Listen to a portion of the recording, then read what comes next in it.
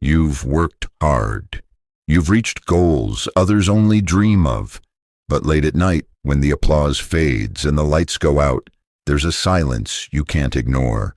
A feeling that something's missing, something deeper than recognition, louder than success. You wonder why the victories feel hollow, why the higher you climb, the more distant you feel from yourself. Carl Jung believed this wasn't a coincidence. He saw it as a warning, a signal that the very thing we chase could become the very thing that destroys us if we don't understand the forces driving us from within. Because success has a shadow, and if you've never faced it, it may already be shaping your life. We often celebrate success as the ultimate achievement. Money, recognition, a big title, or a massive following. Society teaches us that these milestones are proof that we've made it. But Carl Jung believed something very different. To him, success was not always a sign of psychological health or true fulfillment. In fact, it could sometimes be a mask for deeper, unresolved inner conflicts. Jung taught that the human psyche is divided into multiple layers. At the surface, we have the ego, our sense of self, the part of us that interacts with the world. The ego is shaped by our upbringing, education, and experiences. It tells us, I am a doctor, I am successful, or I am admired. And while this sense of identity is important, it's only a tiny part of who we really are. The real story lies underneath. Jung believed we are often not who we think we are. The ego may chase after awards, applause, and ambition, but what it often avoids is the confrontation with the unconscious mind. The unconscious holds everything the ego ignores: repressed fears, childhood wounds, unmet desires, and unexpressed emotions. Here's where the illusion begins. When a person achieves external success, society claps, but the inner self might still be wounded or fragmented. People look in the mirror and see a winner, but deep down they might feel empty, lost, or disconnected from their true self. Jung believed that without inner integration, bringing the unconscious to light, outer success can feel hollow. Many successful people silently suffer this contradiction. On the outside, they're thriving. On the inside, they're battling depression, anxiety, or existential confusion. Why? Because success has become a distraction. The world says, keep climbing higher, but the soul quietly asks, what are you really looking for? Jung used the term midlife crisis to describe this exact turning point. A person may have spent decades building their career, their reputation, their social image, but then one day they feel like it means nothing. This isn't failure. It's actually the unconscious mind demanding to be heard. The person is forced to face their shadow, the parts of them they've ignored or denied for years. Sometimes the very drive for success is rooted in pain. A child who never felt good enough might become an adult who works endlessly to prove their worth. They might win awards, build wealth, or become admired by millions, but inside they are still that little child seeking love and validation.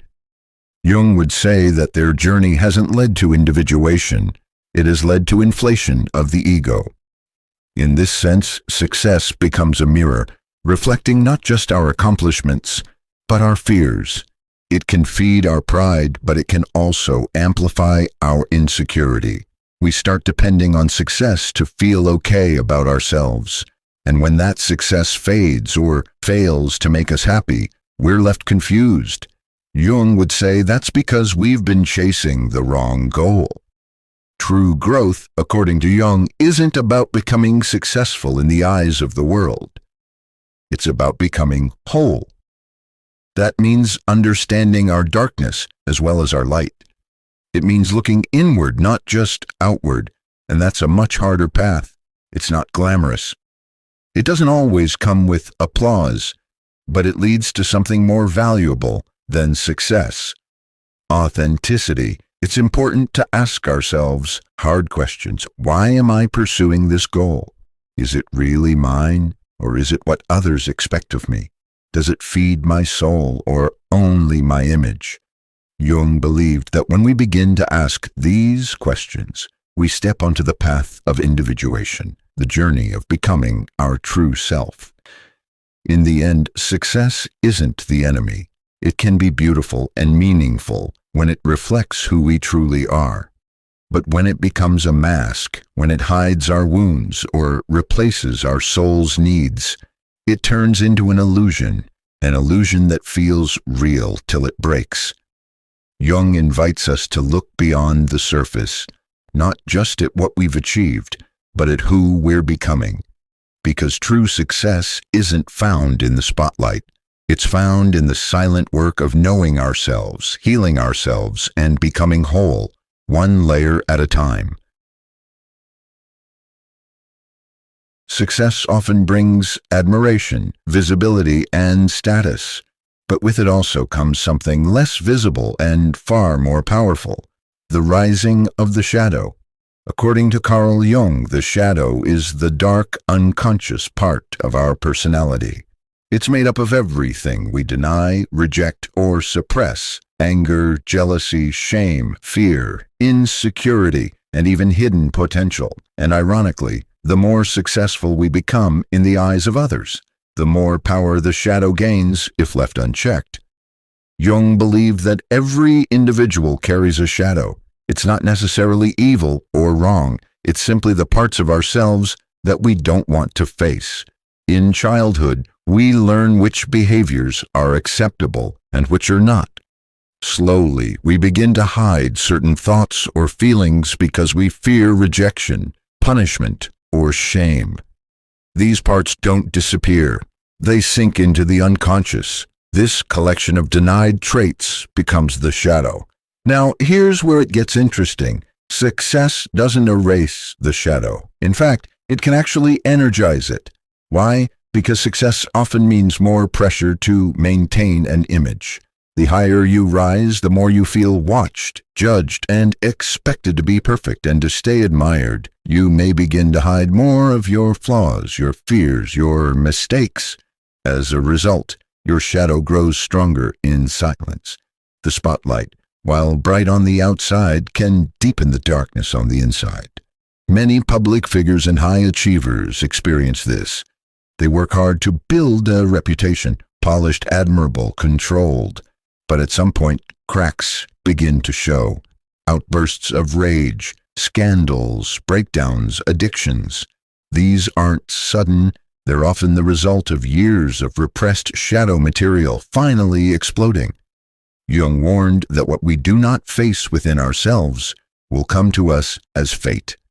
That means if we ignore our shadow, it finds a way to show up in our lives, through our relationships, our behaviors, and even our bad luck. The more we suppress it, the more likely it is to erupt in destructive ways. Let's take an example. Imagine someone who becomes highly successful in business. They appear confident, assertive, and powerful, but underneath, they carry a deep fear of failure and a sense of unworthiness from childhood. Instead of dealing with those feelings, they bury them. Over time, their shadow might take the form of ruthless control, arrogance, or manipulation. They may even sabotage relationships, become addicted to control, or burn out from the emotional weight they're carrying. Jung believed that integration of the shadow is the only way forward.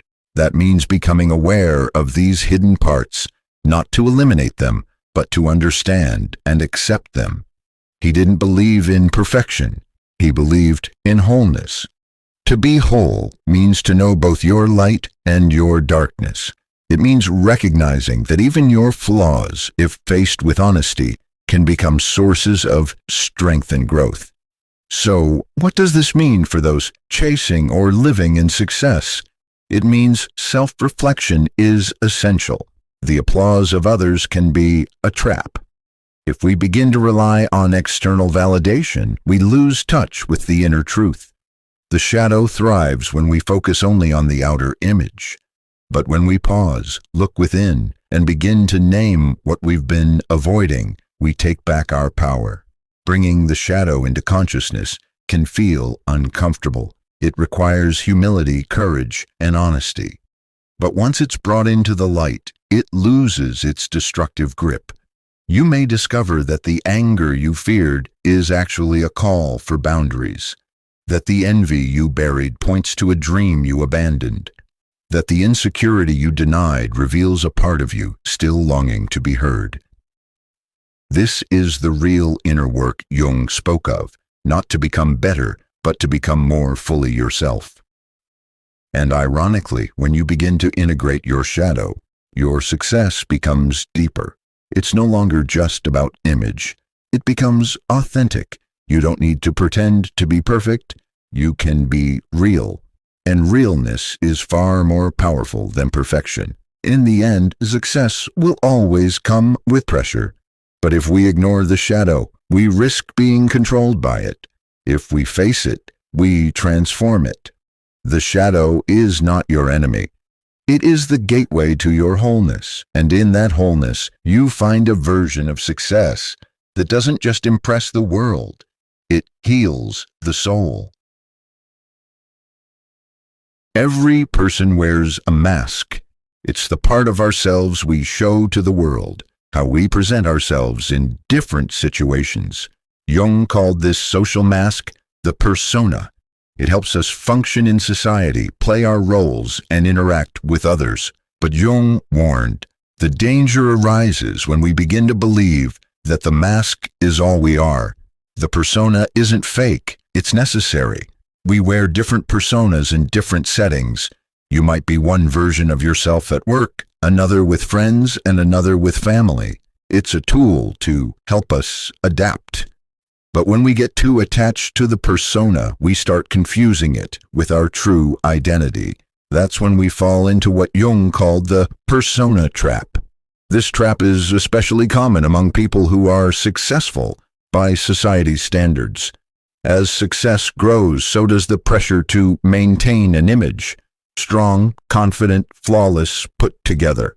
People begin to mold themselves into the version that gets approval, praise, and admiration. And slowly they start pushing away the parts of themselves that don't fit that image. Doubts, insecurities, vulnerability, all of it gets hidden behind the mask. Over time, this can create a split within the self. On the outside, a person looks composed. On the inside, they may feel confused or disconnected. Jung believed that this inner split is not just a psychological issue, it's a spiritual crisis. When the persona becomes too dominant, we lose touch with ourself, the deeper, fuller version of who we really are. Think of the persona like an actor playing a role. The danger isn't in acting, it's in forgetting that it's a role. Imagine an actor who plays a superhero for years and starts believing he is the hero in real life. He stops acknowledging fear, weakness, or sadness because it doesn't match the role. That's what the persona trap does. It forces us to ignore or hide anything that doesn't fit the image we think we must maintain. This problem gets worse with fame, leadership, or public recognition. Successful people are often rewarded not for being whole, but for being consistent in a role. If they ever break character, they risk criticism, rejection, or loss, so they stay in the mask. And the longer they wear it, the more they forget who they are without it. Jung saw this as dangerous. He believed that when we live only through the persona, we become shallow. We may be socially successful, but inwardly we feel hollow. There's no depth, no truth, no connection to the soul. And this disconnect often shows up later in life as depression, anxiety, burnout, or sudden emotional collapse. But there's a way out. It starts with self-reflection. Who am I beneath this role? What parts of myself have I been hiding to fit in or be admired? These are not easy questions, but they're necessary for real growth. Jung believed that the goal of life is not to be perfect, but to be whole. That means integrating all parts of yourself, even the ones that feel messy, weak, or unlovable. The persona should serve you, not control you.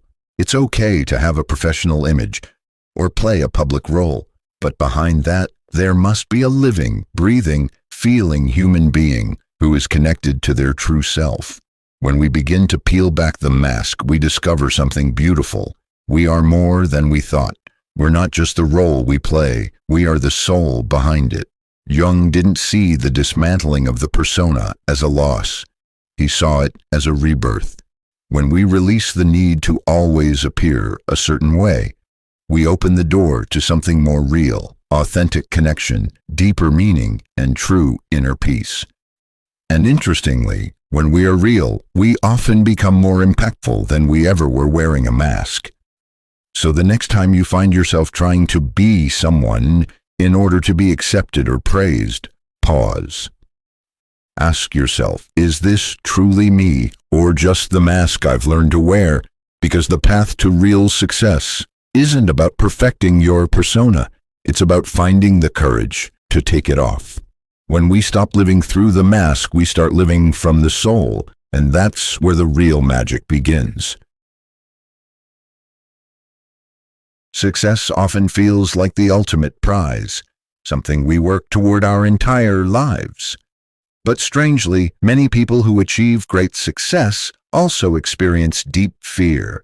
Not the fear of failure, but the fear of breaking down, losing control, or falling apart from within. Carl Jung explored this paradox in great depth.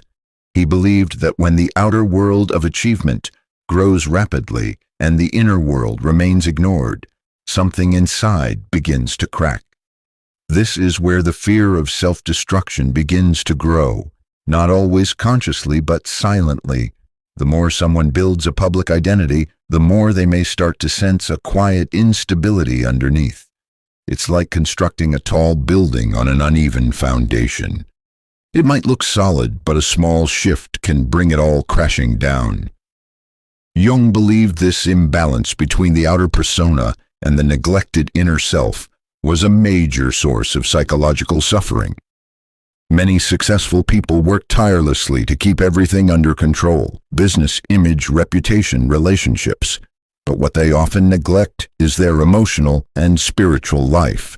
There's no time to process grief, fear, childhood wounds, or moral conflict. So these unacknowledged parts stay buried in the unconscious, where they begin to grow in intensity. Jung described this as psychic tension, an invisible pressure building up inside, caused by the ignored parts of the self pushing to be recognized. Over time, this inner tension can lead to sabotage. A person may suddenly make reckless decisions, damage their career, or destroy relationships, not because they want to fail, but because part of them can no longer tolerate the inner split. Jung believed the psyche will do anything to restore balance, even if it means collapsing what the ego has built. Self-destruction in this context isn't always about a single dramatic event. It can be subtle: chronic exhaustion, emotional numbness, addictive behaviors, or a loss of interest in everything that once felt meaningful. A person may continue to smile and perform, but inside they feel like they're falling apart. This happens when success becomes a mask to hide the deeper pain that has never been addressed. Jung often worked with people who had everything: fame, money, influence, but were haunted by feelings of emptiness or confusion. He discovered that the unconscious doesn't care about your success. It only cares about your wholeness. If you're ignoring your true self, your deeper needs, your shadow, the unconscious will eventually rebel. And the rebellion may look like burnout, breakdown, or an overwhelming fear that everything is about to collapse. At the root of this fear is often the sense that we are living a life that is not fully ours. Maybe we've spent decades chasing goals given to us by society, family, or ego, and deep down we know it doesn't fulfill us. Jung would say, this is the call of the soul, asking us to stop, to listen, and to return to ourselves. But here's the powerful truth: the fear of self-destruction is not a sign of failure. It's a message. It means your soul is trying to wake you up. Jung believed that every crisis carries the potential for transformation. When we begin to acknowledge what we've ignored, our pain, our vulnerability, our shadow, we can shift the course of our life from destruction to renewal. It starts with honesty. Ask yourself, what have I been avoiding within? Have I been so focused on success that I've lost touch with who I really am? These questions are not easy, but they're necessary, because when you start listening to the truth inside you, even if it's uncomfortable, you begin to reclaim your power. Jung said, "You do not become enlightened by imagining figures of light, but by making the darkness conscious." In other words, healing doesn't come from pretending to be fine. It comes from facing the fear, the sadness, and the parts of ourselves we've buried. And when we do that, the fear of falling apart begins to fade, because we are no longer holding up a false self. We are standing on something real. In the end, success is not dangerous by itself, but when it replaces the inner journey, when it becomes our only identity, it creates a fragile life, one that can easily fall apart. Jung invites us to look deeper, to see that fear is not the enemy, it's the doorway, and walking through it may be the bravest, most freeing thing you'll ever do. From a young age, we are taught to chase goals, do more, be more, achieve more. Ambition is praised in our culture. It drives people to reach new heights, to succeed, to be recognized. But Carl Jung proposed a different path, one that doesn't climb upward but inward. He called it individuation, the journey of becoming your true, whole self. And often, this journey comes into direct conflict with ambition. Ambition is outwardly focused. It's about building something in the world, whether it's a career, status, or a public image. It's often tied to competition, comparison, and progress measured by external standards. Individuation, on the other hand, is inwardly focused. It's about integration, healing, discovering all the parts of yourself, your conscious self, your shadow, your inner child, and even your unconscious motivations. While ambition asks, how far can I go? Individuation asks, who am I really? This is the battle Jung saw in many people, the tension between the external climb and the internal search. One is loud, urgent, and celebrated by society. The other is quiet, slow, and often ignored. But without individuation, ambition can leave us feeling lost, even after achieving everything we thought we wanted.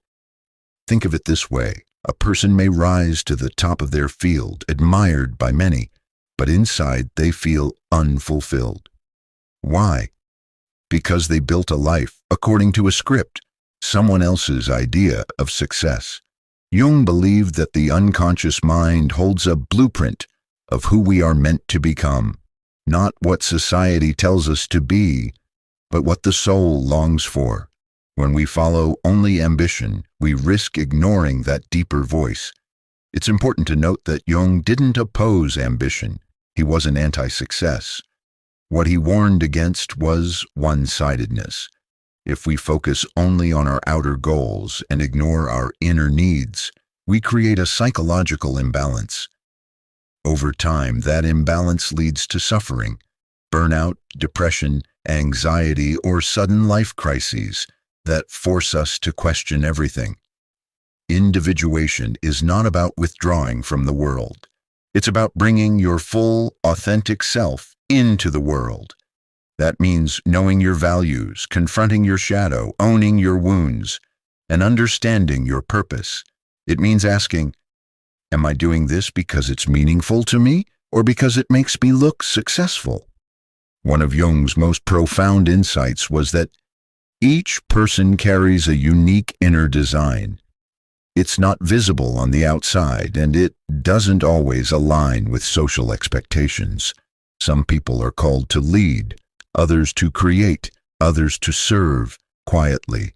When we ignore that design in favor of conventional ambition, we may achieve a lot, but we feel like something's missing. That something is usually the self we've left behind. The process of individuation requires self-honesty. It often begins when ambition no longer satisfies us, when we've climbed the ladder and realized it was leaning against the wrong wall. Jung believed that these moments of confusion or emotional breakdown aren't failures, they're invitations. The soul is calling us back home. Individuation also requires us to confront parts of ourselves that ambition tries to hide. Our fears, insecurities, grief, and forgotten dreams. It asks us to go deeper than surface success. And as we do, we begin to change. Not just what we do, but why we do it. We make choices from a place of truth, not fear. We stop performing and start living. That's when life begins to feel meaningful, not just productive. We may still achieve, still grow, still succeed, but from a place of inner alignment. Success becomes an expression of who we truly are, not a disguise for who we are not. And this is what Jung meant by becoming whole. It's not about perfection or reaching some final destination. It's about balance, harmony, the unity of opposites, the merging of the inner world with the outer life. When ambition and individuation walk hand in hand, we don't have to choose between achievement and authenticity. We create a version of success that feels like home. So if you're caught between chasing more and searching deeper, know that it's okay to pause. It's okay to question the path, because ambition may bring you the world, but individuation brings you yourself. And in the end, that's the kind of success that lasts. In the modern world, success is everywhere. It's in headlines, social media, advertisements, and our daily conversations. We're told to hustle, to rise, to outperform. There's nothing wrong with achievement. It can be empowering and meaningful. But Carl Jung believed that when success becomes our only focus, something essential gets left behind. That something is the soul. Jung didn't mean soul in a religious sense. He saw the soul as the deepest part of us, the quiet inner essence that holds our truth, purpose, emotions, imagination, and connection to life's mystery. He believed that ignoring the soul leads to what he called a spiritual illness, and unfortunately, modern definitions of success often push us straight toward that illness. The world today values performance, speed, results, and visibility. But the soul doesn't operate on those terms. The soul moves slowly. It needs silence. It speaks through dreams, symbols, feelings, and longings. It asks for reflection, meaning, and connection, not just with others, but with our own inner landscape. When we chase success without making space for the soul, we might win the world, but lose ourselves. Jung saw this happening often. He worked with high achievers, artists, doctors, CEOs, and thinkers who seemed to have everything, yet they came to him feeling lost, anxious, or numb. The cause wasn't always obvious. On the outside, their lives looked perfect, but inside, they felt disconnected from something deeper, something they couldn't name. Jung would say, "You've forgotten your soul." One of the soul's greatest tools is symbolism. It communicates through dreams, myths, and stories. Jung believed our dreams are messages from the unconscious, trying to guide us back to wholeness. But in a world driven by logic, success, and deadlines, we often dismiss dreams and imagination as useless. That's a dangerous mistake, because we're cutting ourselves off from the very guidance that could bring healing. Spiritual wholeness, according to Jung, isn't about being moral or perfect. It's about balance. He called it the union of opposites, bringing together light and dark, joy and sorrow, strength and vulnerability. When we ignore the soul, we become one-sided. We push only for light, only for strength, only for victory. But the soul doesn't want perfection. It wants truth. This imbalance can lead to emotional pain. People feel empty despite their accomplishments. They suffer from chronic anxiety, depression, or a deep sense that something is missing. They might try to fill the gap with more success, more work, more distractions, but the hunger remains. Because it's not a hunger for more, it's a hunger for meaning. Jung believed this inner hunger is the soul's cry for attention. And to respond, we must slow down. We must turn inward. That could mean taking time to journal, reflect, engage with art or music, explore dreams, or simply sit in silence. It means asking questions like, what is my life really about? Or, am I living in alignment with my deeper self? He also emphasized reconnecting with nature and myth. Nature grounds us. It reminds us that we are not machines or products. We are part of a living, breathing world. Myths and ancient stories help us understand ourselves. They remind us that human beings have always struggled with these questions. Jung often drew from mythology to explain how universal archetypes shape our lives, like the hero, the healer, the shadow, and the wise old man. When we reconnect with these layers of the self, we don't lose ambition, we deepen it. Our goals begin to align with our values. Our work becomes an expression of who we truly are. We stop chasing approval and begin creating from the soul. This is what Jung called living symbolically, where everything we do becomes connected to something deeper. Spiritual wholeness doesn't mean retreating from the world. It means returning to it with more awareness. You can still succeed, still build, still lead, but from a place of inner peace, not inner emptiness. When the soul is part of your journey, success isn't just about what you achieve. It's about who you become along the way. So if you've ever felt like something's missing, even when things are going well, trust that feeling. It may be your soul asking for your attention, and listening to it could change everything. Because in the end, success without soul is just noise. But success with soul, that's a life worth living. After exploring the shadow, the persona, the fear of self-destruction, and the forgotten soul, we arrive at a question that lies at the heart of Carl Jung's work. What does it truly mean to succeed? Society has one answer: money, status, fame, and productivity. But Jung offered something radically different. He believed that real success is not about rising above others, but about becoming fully yourself. Not perfect, not polished, but whole. Jung's entire philosophy pointed toward a single lifelong process: individuation. Unlike ambition, which aims to achieve more in the outer world, individuation is the deep inner journey of self-discovery, integration, and spiritual growth. It is the unfolding of the self, and not the ego, not the persona, but the deeper, true self that is often buried under layers of expectation, fear, and social conditioning. Redefining success means shifting the direction of our focus. Instead of always asking, what do I need to do to get ahead?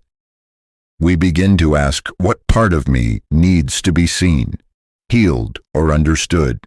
Instead of measuring our lives by how much we've gained, we begin to measure by how much we've grown, emotionally, psychologically, and spiritually. For Jung, growth didn't mean becoming someone new. It meant returning to who we really are underneath all the noise. He believed every human being has a unique psychological fingerprint, an inner blueprint that longs to be expressed. True success is not about fitting into a mold, but about unfolding into that unique pattern of the soul. This doesn't mean you must abandon goals or ambition. In fact, when success is redefined through the lens of individuation, it becomes more meaningful. Your work, your art, your leadership, all of it becomes an authentic expression of your inner life. You are no longer chasing a title to prove your worth. You are creating from a place of deep alignment. The external begins to reflect the internal. And that's the secret Jung uncovered. The more you know yourself, the more your outer life becomes rich with meaning. Success stops being a performance and becomes a reflection.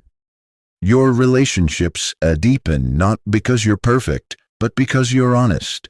Your work becomes purposeful, not because it pleases others, but because it springs from your truth. You stop pretending and start participating fully in your life. This journey also brings humility. You realize that success isn't a straight climb. It includes setbacks, dark nights of the soul, and times when you feel lost. But Jung saw those moments not as failures, but as essential steps in the journey of individuation. Sometimes we must be broken in order to break open. Sometimes we must lose our way to discover a deeper direction. Redefining success also means embracing your shadow, not to let it control you, but to understand and integrate it. When you bring light into the dark corners of your psyche, you no longer fear them. You become more whole, more human, and more grounded. And in that groundedness, there is freedom.